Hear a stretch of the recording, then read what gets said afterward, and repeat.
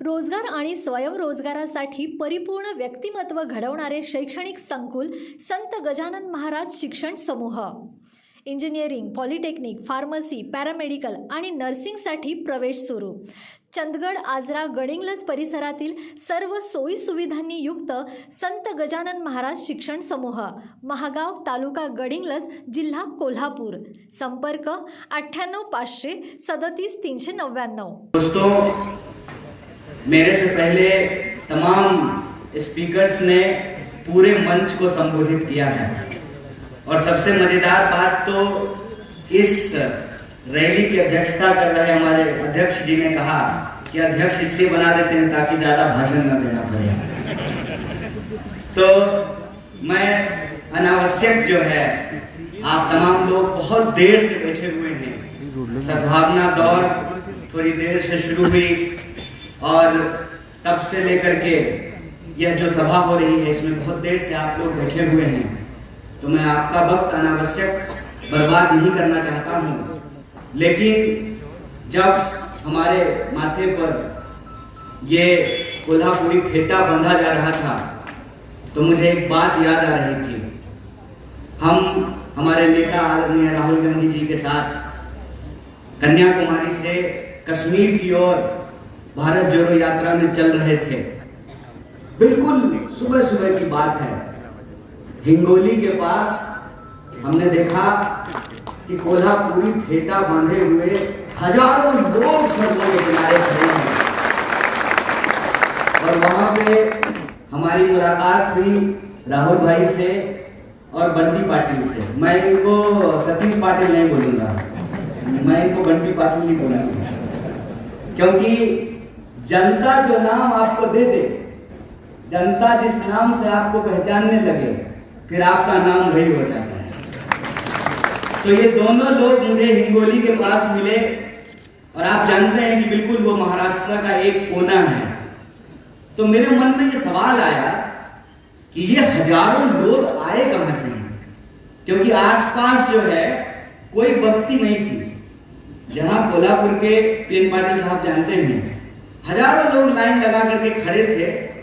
और यह बात मैं आपकी प्रशंसा में नहीं बोल रहा हूं, ये मेरा अपना व्यक्तिगत अनुभव है कि जब भारत जोड़ो यात्रा महाराष्ट्र पहुंची तो हम अलग अलग राज्य से घूमते हुए आ रहे थे। एक बात जो महाराष्ट्र घुसते हुए ही महसूस हुआ एज ए भारत यात्री कि सचमुच महाराष्ट्र पुनर्जागरण की धरती है।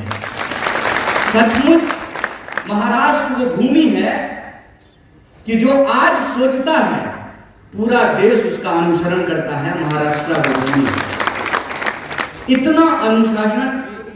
और आप इसी कार्यक्रम को देख लीजिए, सब लोग बड़े आराम से बैठे हुए हैं, इत्मीनान से जो है एक एक स्पीकर को सुन रहे हैं और यह कार्यक्रम बिल्कुल एक अनुशासन पूरी तरीके से चल रहा है।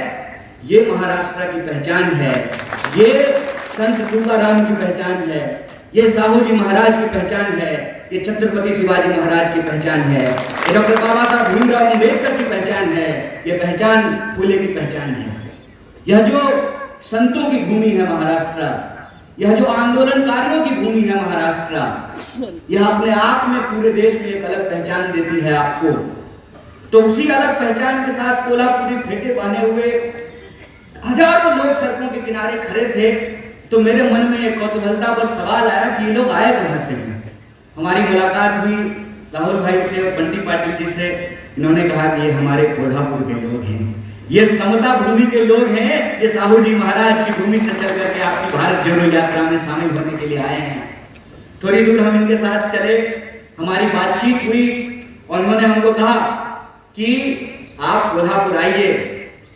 और उसी दिन हमने इनको अपनी जुबान दी थी कि अगली बार जब भी कोल्हापुर बुलाएंगे मैं जरूर आऊंगा।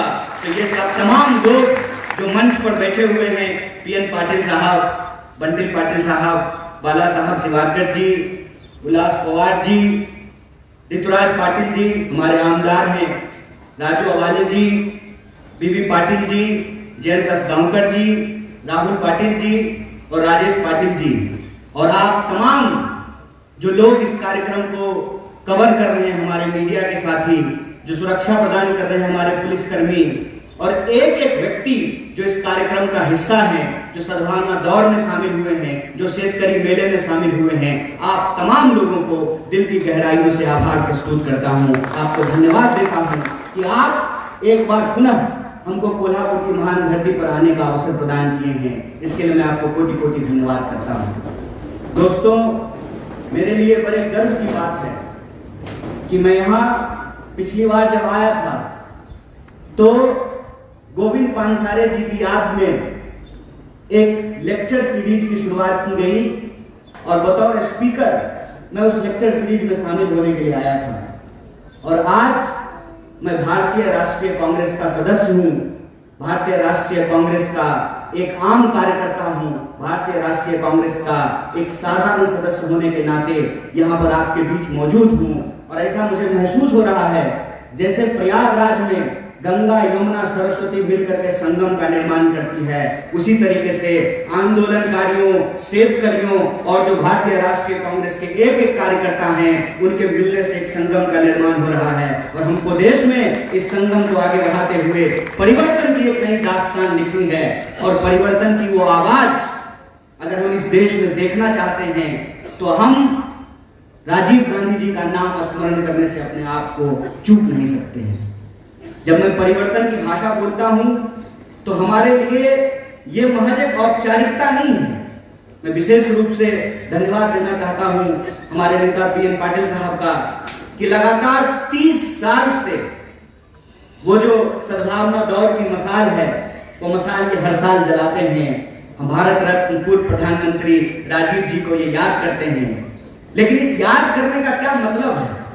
इस याद करने का यह मतलब है कि हम हर बार यह संकल्प लेते हैं। और आज भी कार्यक्रम की शुरुआत से पहले हम तमाम साथियों ने खड़ा होकर के एक संकल्प लिया है, एक सद्भावना संकल्प लिया है कि अपने शरीर के आखिरी कतरे तक, आखिरी खून पसीने की बूंद तक इस मिट्टी को हमको सुरक्षित करके रखना है, इसको बचा करके रखना है। और जब मैं महाराष्ट्र की महान भूमि में खड़ा होकर के इस बात को कहता हूं तो मेरा अंग अंग रोम रोम पुलकित हो उठता है, क्योंकि ये धरती है समता की, ये धरती है वीरता की, ये धरती है एकता की। तो यह समता, वीरता और एकता की धरती को नमन करते हुए मैं आप तमाम लोगों से 2-4 बातें करना चाहता हूं, क्योंकि कई सारे स्पीकरों ने ये कहा कि तरुण नेता कन्हैया जी आएंगे और मार्गदर्शन करेंगे।